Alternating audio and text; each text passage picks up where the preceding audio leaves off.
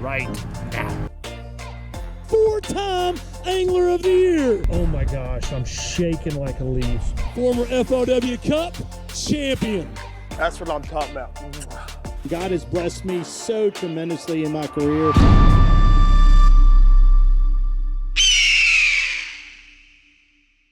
All right, guys, welcome to David Dudley Outdoors. And if you're like me, when it comes to seafood, you want to eat it all the time. But one of the things that I love to eat are blue crabs. And when it comes to blue crabs, it's in a very expensive seafood. So I'm going to show you today how you can take a few dollars and hopefully catch half a bushel, depending on where you're at in the country. But I'm going to show you how to do this on your own, whether you're with your family, your kids, aunts, uncles, friends, or whatever. It is a fun way to get a lot of food, seafood that is, and eat crabs. Some of the items that you're going to want to have is fishing line. Now, fishing line is going to be used for tying the bait, whether it's fish or chicken drums or whatever it is. We're going to use this to tie our bait up to catch the crabs. Another item you're going to need is a fillet knife. Now, this is a Cuda brand fillet knife. Whatever fillet knife that you use, I highly suggest a Cuda brand fillet knife. Now, you're going to see the purpose of having a fillet knife is as we're catching these fish, I'm going to show you how to fillet them and what to do with them in order for those crabs to hang on a lot longer. One of the most important items that you got to have is a net. Now, you may already have a net, you may have a fishing net, they all work, okay? This one has smaller holes. You can buy these around the beach stores like, say, Wings or something. This one actually cost $7. I bought 2 of them because typically when you put out a lot of lines, people are saying, I got one, I got one, I got one, I got one. It's so much fun pulling them in. So I would highly suggest get you 2 little nets, $14, and make sure it has a long handle on it. So a lot of the places that you go, the docks may be up a little bit higher, the tide may be down, but it is important to have a long net. Now, a cheaper way to catch crabs naturally is to catch little fish, cut them up, and put them out there where the crabs can smell the good oils and things that you want to do. When it comes to catching bait fish, I suggest squid. It stays on your hook longer. It's cheaper than shrimp. It's just a very oily fish, and fish can smell it from a long ways away in salt water, and typically every little fish bites squid. If you're going to go the cheaper route and catch your fish that you're going to use for catching the crabs, now again, I have suggested drumsticks. Chicken drumsticks is one of the easy tie-offs. You tie it around the knuckle of the drum leg, chicken drum leg. You throw it out. It's pretty oily. Get it with the skin on. A lot of people use crabs. But if you're going to catch fish and use them for your own bait, I suggest Aberdeen hook, size 6, made by Eagle Claw, and just egg sinker. This is a 1/2 ounce. You're going to want anywhere from a 1/2 ounce to a 3/8 of an ounce, depending on where you're at. Typically, if you're in the backwaters and docks, you don't need a much weight, or you can use a screw, you can use a nut, anything to tie on. So let me show you how to rig up your bait for catching your own fish. Now, when it comes to rigging your rod for catching the bait for your crabs, I want to keep it simple. So take your line, whatever, even if you used a bolt or a screw or a lead sinker, put your line through the hole. It doesn't matter, guys, about this knot. Just do a couple overhand knots, right? Simple overhand knots. All right, I just did 3, right? Now we got the sinker. Now you're going to want to come up about 6 inches, okay? 6 inches. Take and pinch it off like this. You're going to see how I created a loop. All I'm going to do is do 1 overhand knot, and look at there. Now I have an overhand knot. Once you have the overhand knot, you're simply going to fold the line over to a very small fold, put it through the eye of the hook, and then you're going to take and loop it through like so. Loop it through like so. and pull. And there you have it. Simple but effective. So let's go catch some fish to put on our line to catch these crabs. All right, here we go. Now that's fish number one. So I'm simply going to take this fish. Now it doesn't take much. You can check your regulation on what fish you can keep. There's no size limit on this pinfish, so we're simply going to stun him a little bit and use him for bait. Okay, now that we've got some of our fish that we're going to use for bait to catch the crabs with, one thing I like to do, and this is very, very important. Now, if you're using chicken legs or chicken drums, you're tying to the knuckle and you're throwing out, it comes down, and we all know it's got a big fat end on the lower side of the leg. But with the fish, this is very important, and I'm going to explain to you why. If you take the fish, simply cut it, you're going to want to come down a little bit. Now don't go all the way through. See how I left this free? The importance of that is it gives something for the crabs to grab a hold to tightly, okay? They can grab a hold of it tightly, and when we're pulling them in, we can get them in with ease. The chicken drum leg is big at the end. They can't completely get their claw on it. So I simply like to use fish and just give them a little something to hold on to like this. And of course, naturally it gets the smell going. They can find the bait a lot easier. Okay, now that we have established our fish, we got them prepped and ready. If you're at a dock situation, a lot of times you can find little nails, but if you have boards along the dock that you're at, simply just take your line, wrap it around it, do a couple little overhand simple knots, guys. Don't make it complicated. There. Now we're attached. Now, depending on where you're at is how long you want to put your line. A thing I like to do is 12 foot. I'm about 6 foot, so I'm going to come out twice and grab a little bit extra and cut it off. Okay, when it comes to attaching the fish, this is very simple. You're going to want to take your thumb, put it in behind its gill, take your line and come out his gill like that. I'm depending on the size fish. When I have fish this size, I like to use anywhere from 2 to 3 fish. I don't like to use a lot, of fish. So once I have established some fish, I'm simply going to do 2 overhand knots, tying them together, and there you have it. As you can see, the line is very tight. We have one swimming with it now. Now, when you are having the crab mess with it, the number one thing and the biggest mistake people make is they pull too hard. They just pull too hard. You want to pull very, very slowly. And if you're pulling, and here's a big hint for you, if you're pulling and you feel it kind of go limp, that's him letting go. And a thing that you can do is to just let it sit, and he'll come back, grab a hold to it. It's almost like you want him feeling like he's just swimming with the current. They're used to drifting and having a lot of current. So pull real slow. Okay, we're starting to see color. Now, netting is a very important thing. Always go down deep enough. Look at there, guys.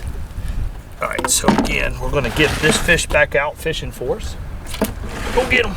Now we're gonna throw him in the bucket and we're gonna measure him. Now, getting them and measuring them is a different question. You can measure them like this, which is not gonna be as accurate, okay? But I'm gonna teach you how to grab a crab and measure him safely. Hint number 1 is distract him with something. See how he's wanting to smack at that? Distract him at something. Then you're simply going to take and grab him. Look at that. You're going to grab him by his back swimmer. He cannot reach around and get you. So we're simply going to take a ruler, go from here. Oh, look at that. 4.5 inches.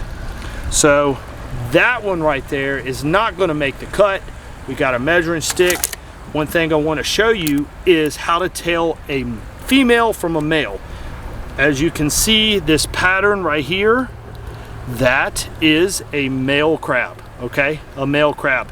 If we catch a female here shortly, I'll show you a female.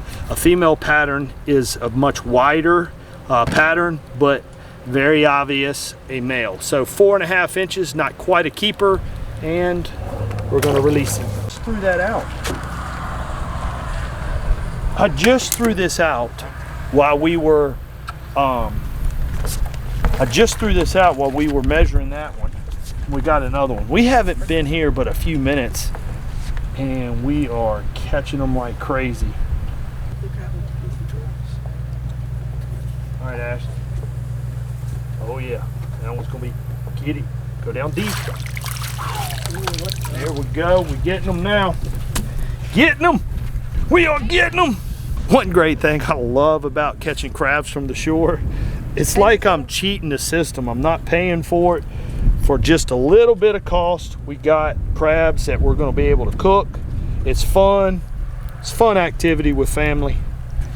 I'm going to simply measure them, grab them by the swimmer. They can't take their claws and go around and get you. We're going to take this, simply measure. He's going to be close. Man, by the skin of our tinny teeth, we got us some. We're getting them, guys. There's another one down here.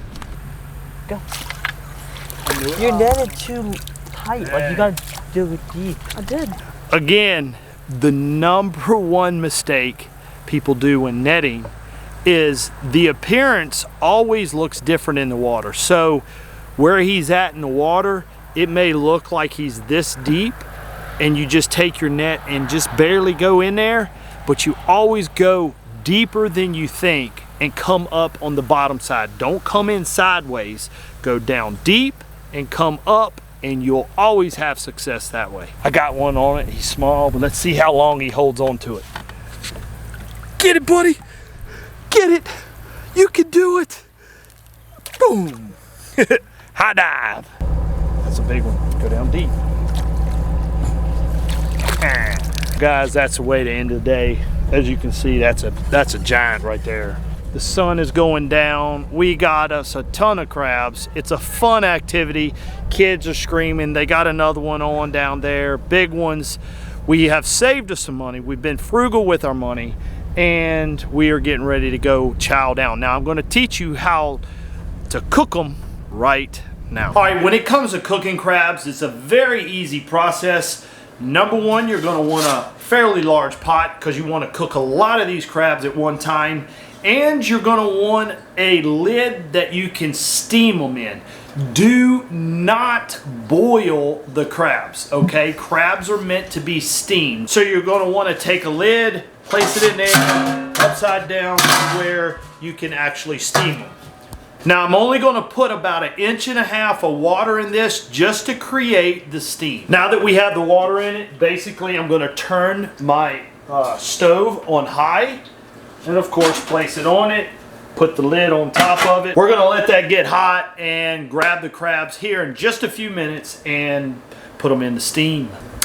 One helpful tip that I can tell you before you eat these crabs is to either get newspaper or one of these paper bags. You're simply gonna cut down the side of it, cut out a section. You can get two placemats for each setting. But I'm going to show you why this is important. So you're simply going to take this, lay it out. This is where you're going to pick your crabs, lay all your stuff, because a lot of juices will fall out of the crab, and it's a great way to contain all the mess that happens. Okay, now the process begins of placing the crabs in there. Now, you're going to ask me, how long should I cook these crabs?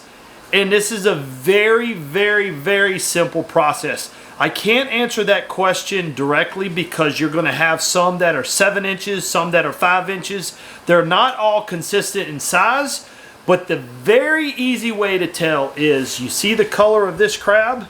He's beautiful in his colors. when all the crabs are completely red, and I'm going to show you here in a second when they're done, but they turn from the natural color to a very cherry colored red, then they're all done. But all of them need to be that way.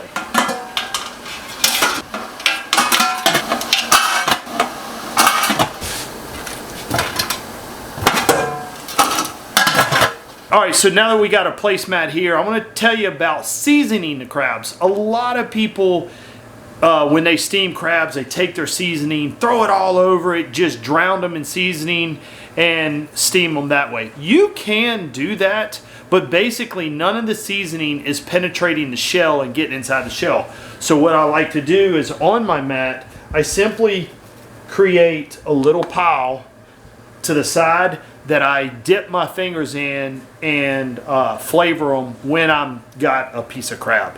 The other item you're going to need is a fork, and I will show you how to pick a crab completely skeleton. All right, it's time to check the crabs. I cannot give you a time, but the main thing is we want to make sure they're all red. All right, see the complete, how he is completely red on the top part of the shell? That is the indication that they are done.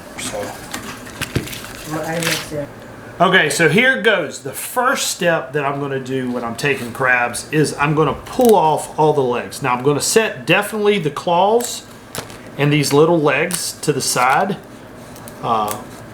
like so.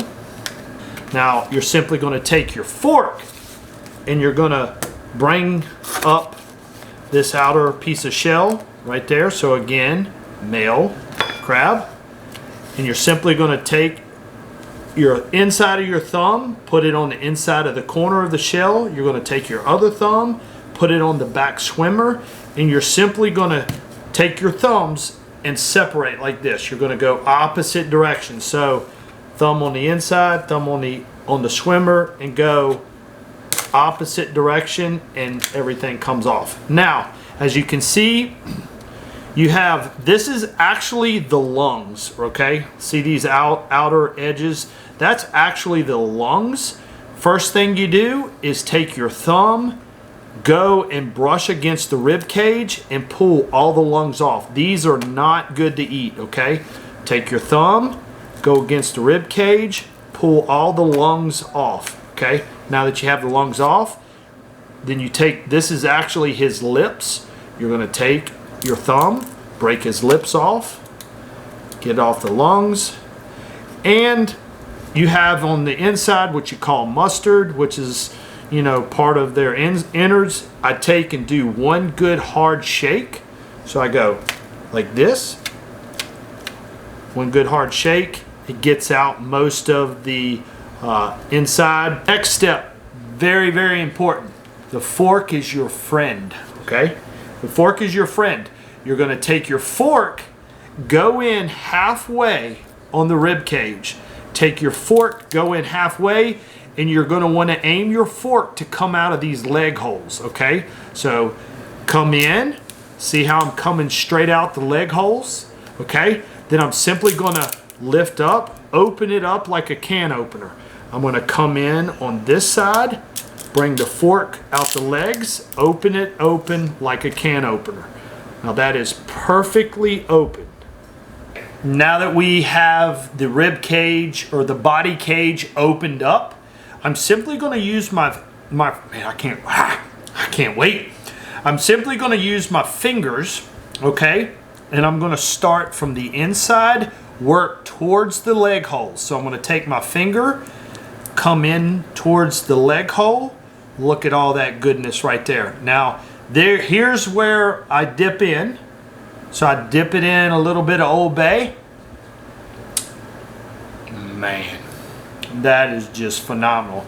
So what you're going to see is you're going to have different pieces of rib cage through here. So see how I'm dipping that out.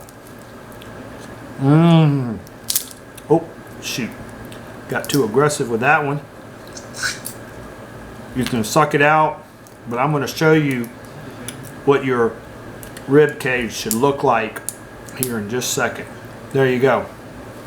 Now I want you to look closely at what the rib cage looks like. See these inner liners of like a rib cage? This is where I'm telling you that you have to take your finger, go in between and push out. Go in between and push out. See how the rib cage is supposed to look? This was the other part that I broke off, but you can definitely see what I'm talking about. How it has liners of different rib cages. So in, out, in, out, in, out. That's what a crab should look like when you're done picking. Now when it comes to the claws, there is what they call the sweep meat in the actual claw meat and the arm. So first thing you're gonna wanna do is break it and pull out this cartilage, okay? If you do not pull that out, the meat becomes very tough to come out. So there's a lot of different people have a lot of different ways of getting in here to this. So you can simply take your fork on the opposite side, give it one smack. Now look, see how I cracked it? Look at this. Now watch this. Look at that. That is goodness. That is goodness. Again, all you need is a fork. Now when it comes to the claw, you're simply gonna take and break out the claw. Now, there's that cartilage I'm telling you about. We got a little piece of meat, so not gonna waste it. Again, take your fork, one smack, and ooh, look at that good fat. I even got part of his claw that was up in his claw out. There is goodness. Now I'm going to take it even further for you guys. Most people don't bother with the leg. Now the first 3 sections of the leg can't really do much, but the last section you're going to take and pull out the cartilage like this. You're simply going to take your teeth, your 2 front teeth, and start from here and work your way up, and that little piece of meat will come out. So watch. You go, start deep, go. Look at that piece of meat, guys. See that piece of meat? Look how I got that out with my teeth.